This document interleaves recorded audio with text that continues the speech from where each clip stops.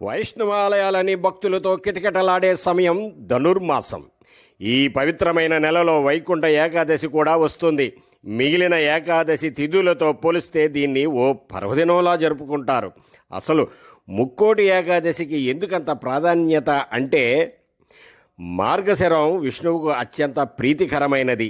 ఈ నెలలోనే ధనుర్మాసం మొదలవుతుంది. ఆ ధనుర్మాసంలోనే వైకుంఠ ఏకాదశి కూడా వస్తుంది.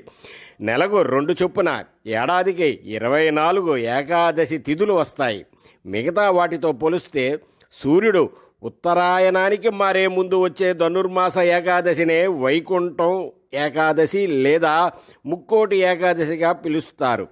ఈ రోజున వైకుంఠ ద్వారాలు తెరుచుకొని ఉంటాయని, శ్రీ మహావిష్ణువు గరుడ వాహనం పైన 3 కోట్ల దేవతలతో కలిసి భూలోకానికి దిగివచ్చి భక్తులకు దర్శనం ఇస్తాడని అంటారు.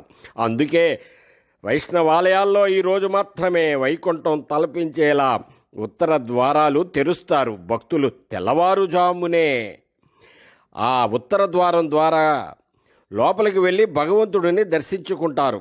ఈ పర్వదినం 3 కోట్ల ఏకాదశి తిథులతో సమానమైన పవిత్రతను సంతరించుకున్నందువల్లే దీనికి ముక్కోటి ఏకాదశి అనే పేరు వచ్చిందని చెబుతారు.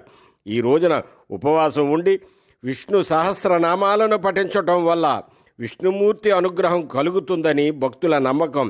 పద్మపురాణం ప్రకారం విష్ణువు నుండి ఉద్భవించిన శక్తి ముర అనే రాక్షసుడిని సంహరించిన రోజు కూడా ఇదే.